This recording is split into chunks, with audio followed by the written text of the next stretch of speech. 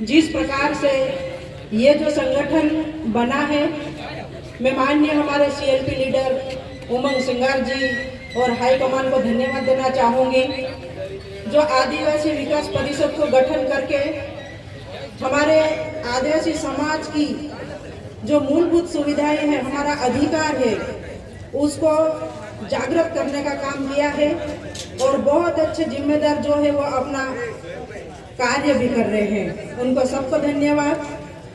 जिस प्रकार से हमारे जिले में जो जमीन अधिग्रहण का मुद्दा चल रहा था, कई सालों से चल रहा है, और मैं ये चाहूँगी कि विधानसभा में मैंने बहुत अच्छे से ये प्रश्न उठाया है। मैं ये चाहती हूँ कि हमारा आदिवासी किसानों की जमीन सरकार को छीनने नहीं दूंगी।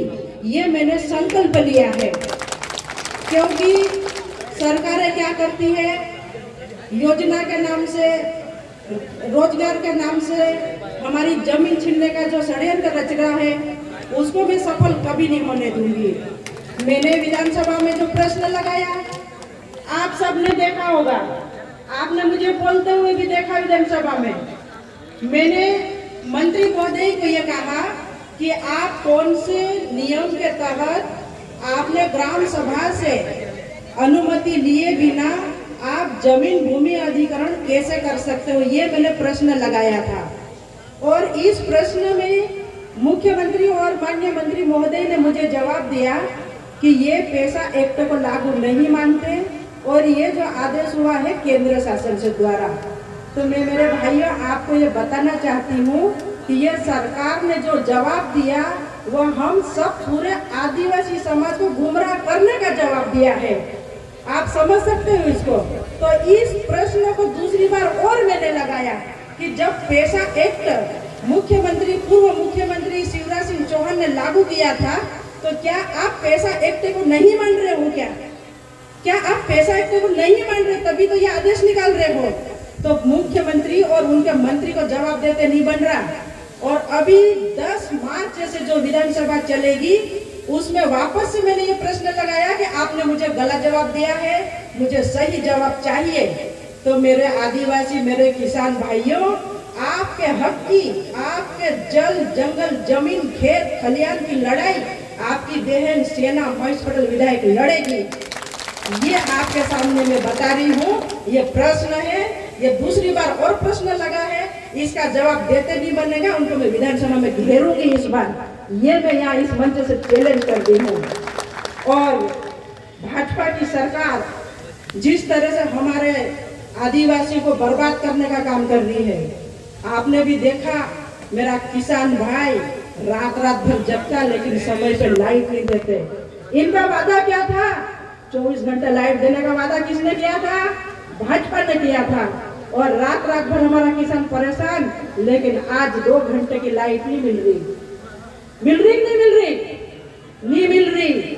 और हमारे महंगाई कम करने की बात किसने की थी? भाजपा के झूठे लोगों ने। लेकिन आज महंगाई क्या हो गई? खाद, बीज, गैस, ये सब कितने, इसका भाव कितना हो गया? गैस सिलेंडर कांग्रेस के राज में कितनी थी? 400 रुपए। भाजपा के राज में कितनी हो गई? 1200, 1100 हो गई। तो कौन झूठ बोलता है? झूठी सरकार, भाजपा की झूठी सरकार है ये। मैं आप सबको याद दिला दूं, भाजपा ने 2014 पहले जितने भी वादे किए थे, एक भी वादा अगर उन्होंने पूरा किया हो तो कोई माई का लाल है जो मुझे जवाब दे दे कि हमने ये काम किया।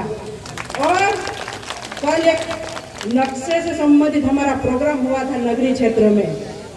वहां पर चिट्ठी वाले, पर्ची वाले मुख्यमंत्री, पहले क्या 20 साल तक मामा शिवराज सिंह चौहान मंत्री, मध्य प्रदेश के मंत्री थे, और गलती से पर्ची वाला मुख्यमंत्री आ गया। वो कल वहां पे भाषण में ये बोल रहे थे कि कांग्रेस ने कुछ काम नहीं किया, कांग्रेस ने काम नहीं किया। तो मैं पर्ची वाले मुख्यमंत्री को बता देना चाहती हूँ, कांग्रेस ने पूरे देश को बनाने का काम किया। कांग्रेस ने जो काम किया पूरे देश को बनाने में का काम किया। साथ ही जो आपका हाथों में मोबाइल है, ये कांग्रेस की देन है। किसकी देन है ये कांग्रेस की देन है। अब आप लोगों का जो चश्मा लगा अंधभक्ति वाला आपको दिखाई नहीं दे रहा, उसमें हमारी क्या गलती है? उसमें हमारी क्या गलती है? कांग्रेस ने पूरा देश बनाया, IIT बनाए, एम्स बनाए, बड़े बड़े काम दिए। भाइयों, हमारे बच्चों की पढ़ाई परेशान हो रहे, समय पे लाइट नहीं मिल रही, और साथ ही हमारा आदिवासी समाज दोनों फसलें नहीं मिली, तो अब पलायन करने को मजबूर हो गया है। पलायन करने के लिए इसलिए मजबूर हो गया कि सरकार ने समय पे लाइट नहीं दी और बरसात की फसल अधिक पानी के कारण गल चुकी है। और जब पलायन करने जाते हैं तो वहाँ पे भी व्यवस्था बिगड़ती, किसी के साथ बड़े बड़े हादसे हो जाते, उसका कोई साथ नहीं देता। आपने भी देखा महेश पटेल साहब ने कितने लोगों का और हम सब ने मिलकर सहयोग किया है। साथ ही जिस प्रकार से हमारा किसान कर्ज में डूबा हुआ है, किसानों के ऊपर टैक्स के रूप में कर्ज पे कर्ज बढ़ते जा रहा है, हर किसान परेशान है। और हम आदिवासी समाज से जो आते हैं, दारू, डीजे और दहेज जो बंद करने की प्रक्रिया चल रही है, भले हम बंद नहीं करें लेकिन उसको हम थोड़ा सा कम करें, ताकि हर किसान, हर माता पिता कर्ज से बाहर निकले, डूबे नहीं। 5 डीजे होते तो 1 डीजे से शादी हो जाए तो कर्ज में माता पिता नहीं डूबेंगे और पलायन करने को मजबूर भी नहीं होंगे। तो इसको भी थोड़ा कम किया जाए और हमारे जो बच्चे हैं उनको पढ़ने की व्यवस्था अच्छी की जाए, ताकि हमारा आने वाले नए जनरेशन में शिक्षा का स्तर ऊपर उठे। और आदिवासी विकास परिषद चाहे इंदौर हो, चाहे झाबुआ हो, चाहे अलीराजपुर हो, कोई सा भी जिला हो, हर जगह इनको पढ़ने के लिए माननीय उमंग सिंगार जी और सब मिलकर इनके लिए पढ़ने के लिए एक भवन बनाने की तैयारी चल रही है।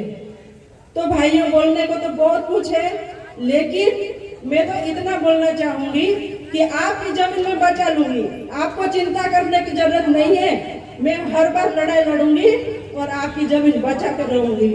आप सबने मुझे सुना और यहाँ सम्मान किया, आप सभी का बहुत बहुत धन्यवाद। जय हिंद, जय भारत।